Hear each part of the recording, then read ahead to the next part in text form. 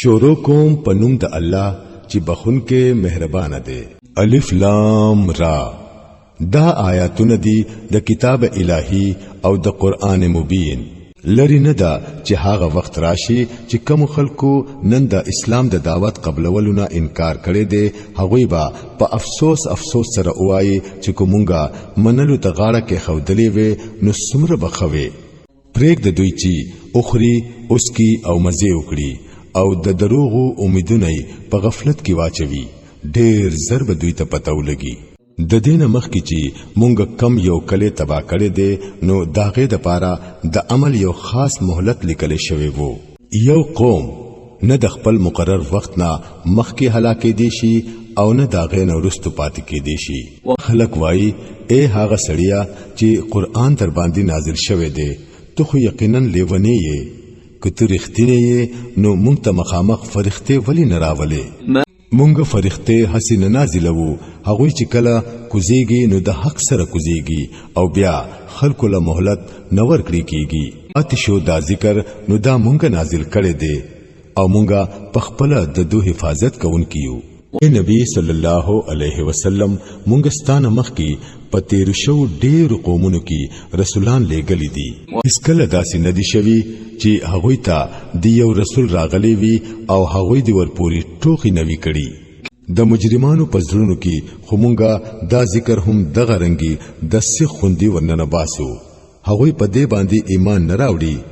د پخوا راسي د دې قسمه خلکو هم دا طریقه را روانه ده. تری مونږه په هغوی باندې د اسمان یو دروازه پرانستلې وي او په هغه کې پرړا ورځ هغوی برختلې هم وي نو بیا به هم هغوی ویلې چې زمونږ سترګې دوک کیږي بلکې په مونږ باندې جادو شوی دی. دا زمونږ کارونه دي چې په اسمان کې مو ډېری مضبوطی قلاګانې جوړې کړې او هغه مو د کتونکو د پاره خاصه کړې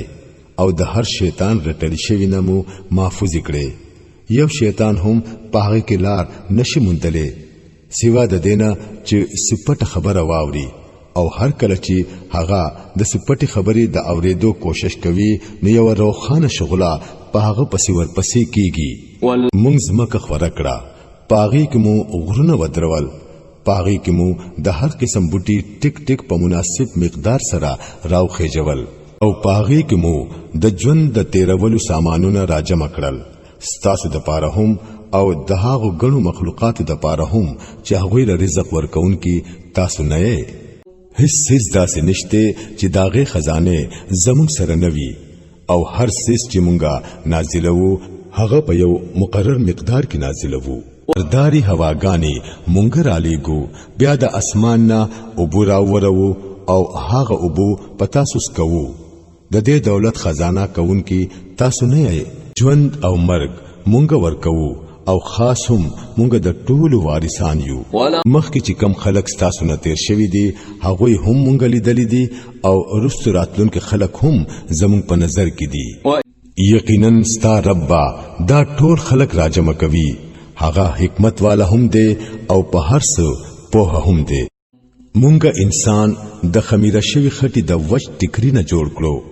او د دینه مخکې مو پیریان د ور د شغلینه پیدا کړی وو. یاد کړه هغه وخت کله چې ستا رب فرښتو ته وویل چې زه د خمیره شوی خټي د وچ ټکرینا یو بشر پیدا کوم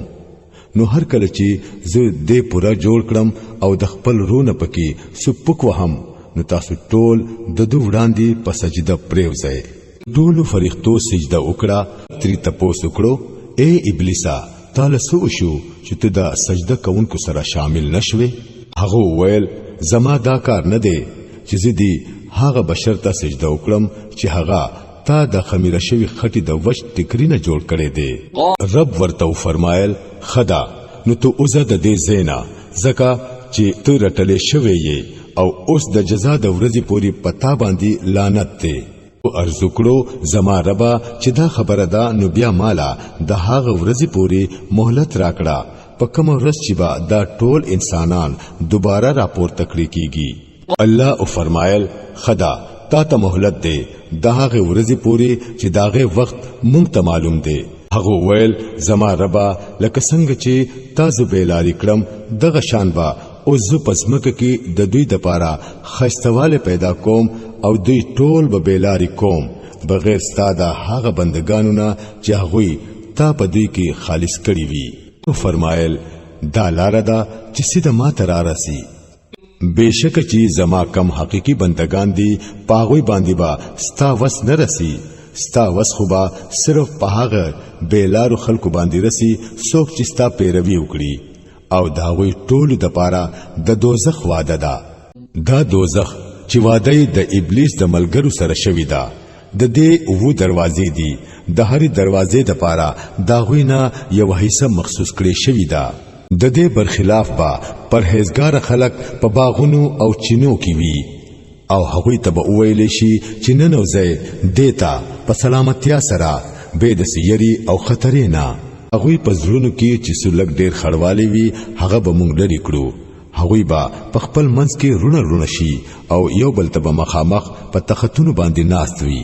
هلته به هغوی نه د مشقت سره مخ کیږي او نه به دا غزين استلی کیږي نبی صلی الله علیه وسلم زما بندگانو ته خبر ورکړه چې زه ډیر معاف کونکي او رحم کونکي يم خود دې سره زما عذاب هم ډیر دردناک عذاب دی او دوی ته د ابراهیم علی السلام د میلمنو قصه لګوا وروا کله چې هغوی دغه کرا ورغلل او وی ویل سلام دی پتا باندې نو هغه ورته ویل زمونږ ستاسو نه یره کیږي وی جواب ورکړو یریګما مونږ ته د یو ډیر او خيار هلک زیری درکو ابراهیم علی السلام ویل آیا تاسو په دې بډاوالی کې مال زیری راکوي لک سوچ وکړئ چې دا څنګه زیری تاسو مال راکوي هغوی جواب ورکړو مونږ تعالی حق زیری درکو ته نا امید کېګما ابراهیم علیہ السلام اویل د خپل رب د رحمت نه خو صرف گمراه خلق نا امید کې دي شي ته ابراهیم علیہ السلام ته پوسوکړو اے د الله استادو هغه کار څه دی چې په هغه پسې تاسو تشریف راوړې دي وی اویل مونږ د یو مجرم قوم طرف ته را لېګلی شوی یو صرف د لوط کور والا پکې شامل نه دي هغوی ټول بمونګه بچکو بغیر داغه د خزینه چې داغه د پاره الله فرمایي چې مونږه دا خبره مقرر کړی دا چې هغه به پرستو پاتې کېدونکو کې شامل وي بیا چې کله دا استازي د لوط علی السلام کرا ور ورسېدل نو هغه وویل تاسو خو ناشنا خلک معلومه گئے هغه جواب ورکړو نه بلکې مونږ هم هغه سیس د ځان سره راوړې دي د کم سیس پراتلو کې چې با د خلکو شک کولو مونږ درته رښتیا وایو چې مونږه د حق سره تاسو ته راغلی یو نو اوس چې سلګش په باقی وي نو ته د خپل کور والو سره اوزا او پخپلا دا غوینه رستو ځا پتا سو کې دې هیڅوک واپس نه ګوري بس کم زیته چې درته دتلو حکم کیږي هلته نیغ ځای او هغه ته مونږه دا فیصله ور ورسوله چې په سبا کې با د دې خلکو جرړي پریکړې کیږي پدې کې د خار خلق د خوشاله نه بے قراره د لوط علی السلام په کور ورغلل لوط علی السلام ورته وویل رونو دا زما میلمان دي زما بے عزتی مکوي د الله نه ویریږي ما مشرمنده کوي هغوی ورته وویل ولی مونږ ته سو زلا د دین منی کړي نه چې د دنیا ټیکدار ما جوړېګا لوط علی السلام عاجز شو او وی ویل کو تاسو خامخا سکوي نو دا زما لونه موجود دي تا په ژوند می دي قسم وی اے نبی صلی الله علیه وسلم په دغه وخت کې پاغوي باندې یو نششان راغلی وا چې پاغي کې هغوی بے قابو کېدل اخر دا چې د سحر درنا د قتل سره هغوی یوه hebatناک چغی را ګر کړل او مونږه هغه کله په بل مخ کړو او پاغوي باندې مو د پخې خټي د کانو باران اورو په دې واقعیا کې ډېر نخې دي د هغه خلکو د پاره چې د پوهې خاوندان دي او هغه علاقه کمزې کې چې دا واقعیا شوی وا په عامه چلند لار باندې دا هغه کې د عبرت سامان دی د ایماندارو خلکو د پاره او ایکواله ظالمان وو تو ګورا چې مونږه دا غوینه هم بدل واغستلا او د دې دوانو قومونو ورانی علاقه په لوی لار کې دي د هجر خلکو هم رسولان دروغ ګڼلی وو مونږ خپل آیاتونه هغوی ته راولېګل خپل نخمو هغوی ته وخودلې خو هغوی با د ټولونه مخونه اړول هغوی با غرونه راکنستل او کورونه به پکې جوړول او بالکل بے یری او مطمئن وو اخر دا چې د سبا کې دو سرا هغوی یوې زبردست دماکې راګیر کړل او دا هغوی ګټه دا هغوی هیڅ پکار را نغلا مونږه زمکا او اسمان او د دې په منځ کې دا ټول سيزونه د حق نه بغیر په بل څه بنیاد باندې ندي پیدا کړي او د فیصله وخت خامخا راتلونکي دی نو اے نبی صلی الله علیه وسلم ته د دې خلکو د ناپوهتیا کارونه په شرافت سره معاف کوا